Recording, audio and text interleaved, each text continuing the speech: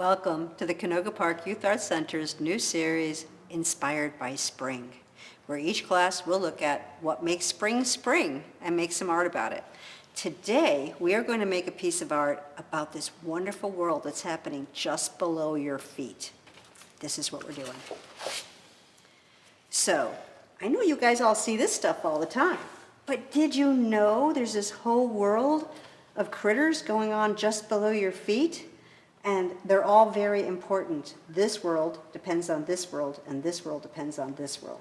So they have this beautiful relationship between each other, especially our friendly earthworms. Earthworms are very good for gardens. Let's take a look at some other types of subterranean life. Look at this beautiful drawing. It's similar to what we're doing today. Do you see there's this line here? And everything below the line are all the cool little bugs and microorganisms and the things that are good for the earth are living down here. Oh look, it's a fallen log. Where have we heard about fallen logs before from our last class? So all the goodies from this log, they're going in, bugs are living in here. We've got our plants growing in here too. Now if we go over to this side, we can see where other creatures are living. Now sometimes if you're growing vegetables, it's not so fun to have them because they munch on them. But we've got moles that live underground and gophers, and they build these cool little channels all around. But farmers aren't very fond of them. Let's take a look over here. Our plants. Do you see how our plants have different root systems? Some of them are fat, the little guys. Some of them are skinnier. Some of them go twisty and around. And this one is a bulb. A bulb is a different type of plant. It doesn't grow from a seed. It grows from a thing that looks like an onion, and then the flower grows out. So certain plants grow that way. Here's a good picture of some of all the stuff that's above the ground. These are called ranunculus, I believe, and you can tell they just cover the whole ground. So everything above ground is really colorful and beautiful. But when we go below, there's a different type of beauty. Now maybe you've heard of an ant farm. This is your classic ant farm that you can buy. And you fill this bottom with sand, and they made a little farm here for you, and then you can watch the ants build their things. They build little rooms where they have their ant babies and where they collect all their food. And this one over here is like a very deluxe ant farm. They've got some open area to go in, and then they've got their little colony, and this is where all the ants live. You can see them over there. So ants live underground too, and I know you know about ants. Let's take another look at my drawing. All right, well the most important line here, obviously, is the line that divides what's above the Earth's surface with what is below. We call that subterranean. Terra is another word for Earth. So as you can see, I've got my flowers growing. Those will be super easy to do. I've got different types of flowers. Tulips are a bulb, so I made my roots more like a bulb on that. I put some mushrooms in, and I plant a garden. I hope you do too. Here is a beet, and when you buy a beet, the beet part of it is what grows underground. The same is true for a carrot. This is my carrot, but all we ever see is the stuff that comes up on the top. Now we're going to travel below, and you can see I put in the roots to my plant. I made my little ant farm. Ants are so easy, 3 little circles, the middle circle's a little smaller. Throw some legs on an antenna and presto. This is called a big white worm that raccoons go. So this is a grub. They're kind of gross and they're always in a little circle like this, but they perform a very important job in our garden. Here we have very valuable earthworm. We got some beetles, and here we have a little mole or a gopher or someone who's made a little nest in there. See, he's already taken a bite out of the beet. So this is what we're making today. Now remember what I said about the most important line we have here today. That is the line that divides. It's usually called a horizon line, and this is the sky and this is the land. But today, this is the sky and this is below the land, underneath the surface. So we're going to start by just throwing in a couple flowers, stems. Try to keep your stems a little thicker at the bottom than they are at the top. They kind of grow like our arms and our legs do. All right, so here's my stems. Let's put in some flowers. I like this little carnation guy I came up with. I'm going to throw him in here. There we go. Put him a little happy face. We'll give them a friend next door. Same kind of plant.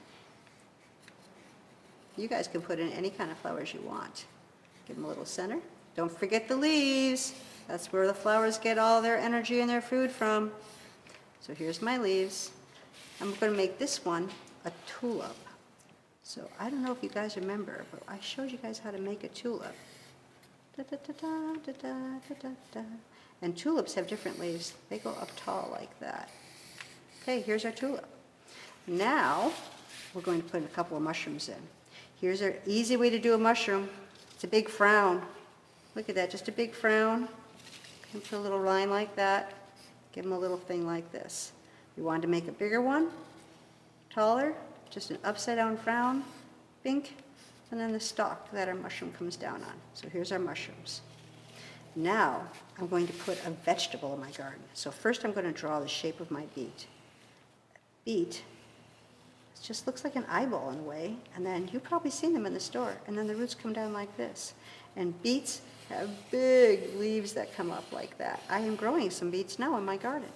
Let's put a carrot in next. You guys know what a carrot looks like. Looks like that, doesn't it? There's little lines like this that go on it. Now carrot tops are very fragile. So kind of one way that we can mimic what a carrot top looks like is by doing this little railroad thing all the way up. Because the leaves on a carrot top are very small and hard to draw. I'm going to put some leaves in, or our roots in here.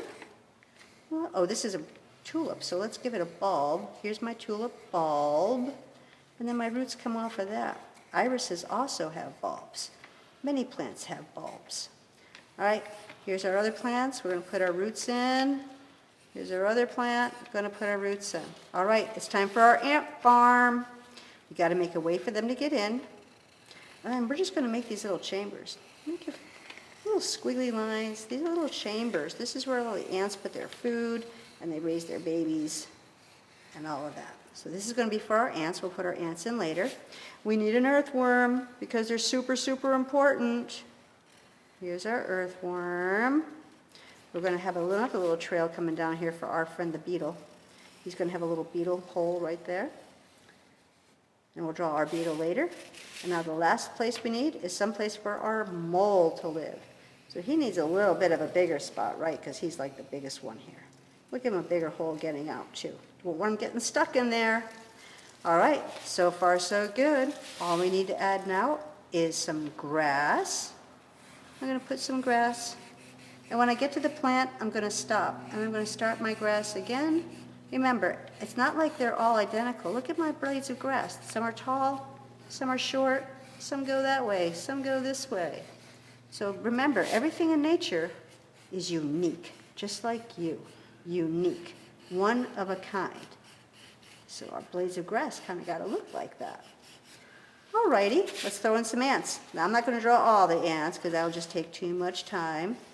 2 big circles, a little circle, a couple of antennas, some legs.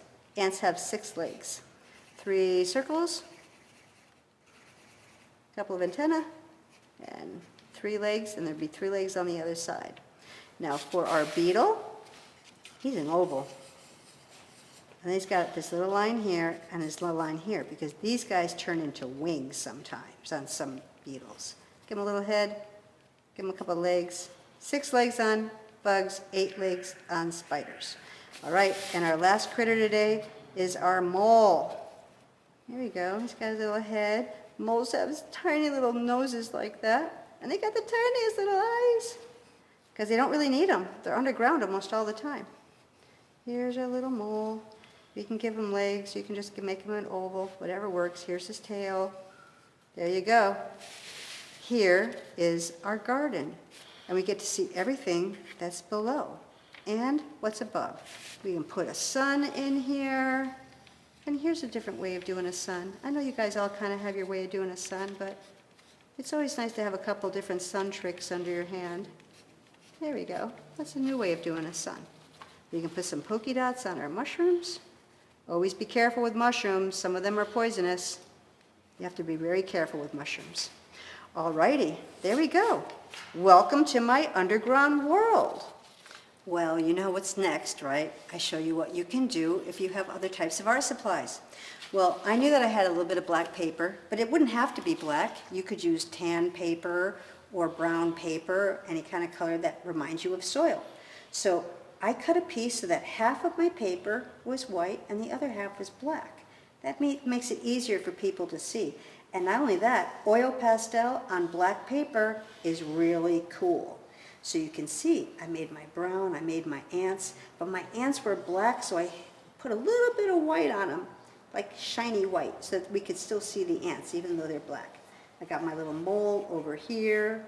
I was able to color in my carrot, my beetle, my beet.